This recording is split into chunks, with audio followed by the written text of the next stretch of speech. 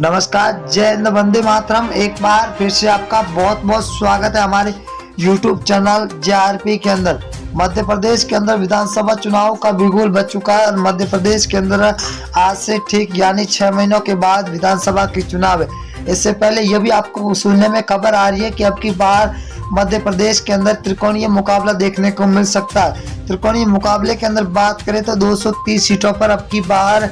BJP और कांग्रेस को कड़ी टक्कर देने के लिए आम आदमी पार्टी और बीएसपी अब की बार मैदान के अंदर उतर सकती है। अगर एबीपी न्यूज और सी वोटर सर्वे और फलोदी सट्टा बाजार की बात करें तो इन तीनों ने अब की बार चुनाव से पहले ही सबसे बड़ा मध्य प्रदेश के ओपिनियन पोल का सर्वे जारी कर दिया है। अब इस ओपिनियन पोल को देखते हुए 230 सीटों का सबसे बड़ा सर्वे जारी हुआ। हर एक सीट के बारे में सबसे बड़ा सर्वे जारी जिला है जहाँ पर कुल 5 सीट है, जहाँ बीजेपी को 2, कांग्रेस को 3, तो यहाँ पर बीएसपी 0 पर है और अन्य के खाते में 0 सीट जाती हुई दिखाई दे रही है। अगर हम भोपाल जिले की बात करें तो कुल 7 सीटें हैं, 7 में से बीजेपी को 2, तो कांग्रेस के खाते में 5 सीटें जा रही है, तो बीएसपी को 0 सीट मिलती हुई दिखाई दे रही है।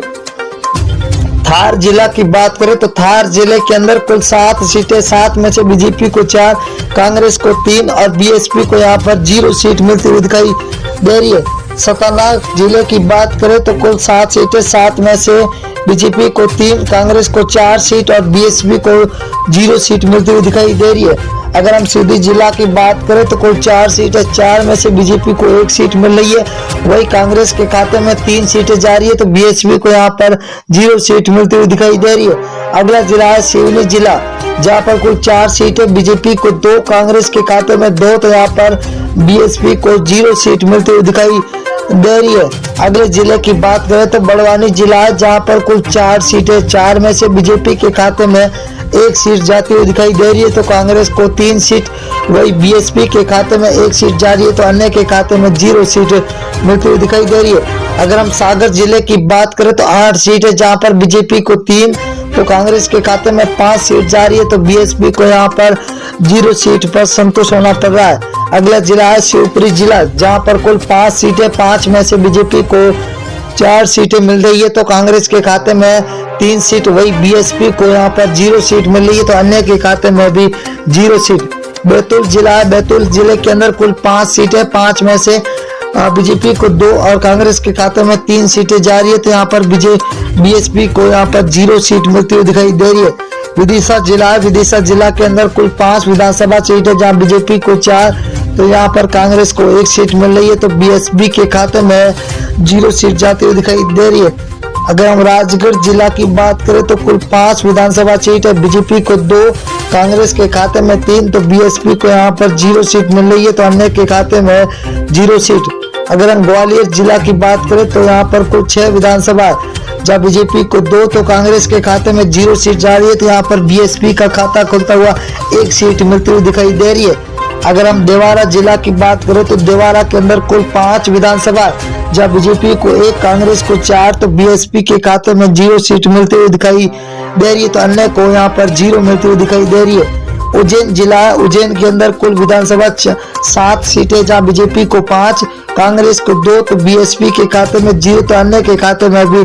0 सीट जाती हुई दिखाई दे रही है। अगर हम जबलपुर जिले की बात करें तो 8 विधानसभा सीट है, जहाँ बीजेपी को 3, कांग्रेस को 5, तो बीएसपी के खाते में 0 सीट मिल रही है, तो अन्य को भी यहाँ पर 0 सीट मिल रही है। अगर हम कटनी जिला की बात करें तो कटनी जिले के अंदर 4 विधानसभा,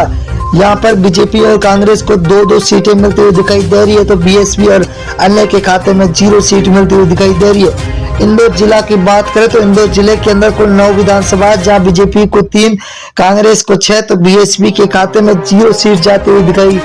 दे रही है। अगले जिले की ओर रुख करें तो छिंदवाड़ा जिला है, जहाँ पर कुल विधानसभा 7 सीटें है, जहाँ बीजेपी को 1, कांग्रेस के खाते में 6, तो बीएसपी को 0 सीट मिल रही है, तो अन्य के खाते में 0 सीट जाती हुई दिखाई दे रही है। अगर हम सीहोर जिले की बात करें तो यहाँ पर कुल 4 विधानसभा, बीजेपी के 1 और कांग्रेस को 3 सीटें मिल रही है, तो बीएसपी के खाते में यहाँ पर 0 सीट मिलती हुई दिखाई दे रही है। अगला जिला है बालाघाट जिला, जहाँ पर कुल 6 विधानसभा है, जहाँ बीजेपी को 2, कांग्रेस के खाते में 4 सीटें जा रही है, तो बीएसपी को यहाँ पर 0 सीट मिलती हुई दिखाई दे रही है। अगला जिला है मुरैया, मुरैना जिला के अंदर कुल 6 विधानसभा, 6 में से बीजेपी के खाते में 2 जा रही है, तो वही कांग्रेस के खाते में 4 सीटें जा रही है, तो बीएसपी को तगड़ा झटका लगता हुआ दिखाई दे रहा है। अगर हम बात करें अगले जिले की और दोस्तों, तो बहुत ही बड़ा जिला आ चुका है, सततपुर है। सततपुर के अंदर 6 विधानसभा है, बीजेपी को 2, कांग्रेस को 4, तो बीएसपी को 0 सीट। रायसेन जिला है जहां पर कुल 4 विधानसभा है, बीजेपी को 1, कांग्रेस को 3, तो बीएसपी यहां पर 1 पर है। तो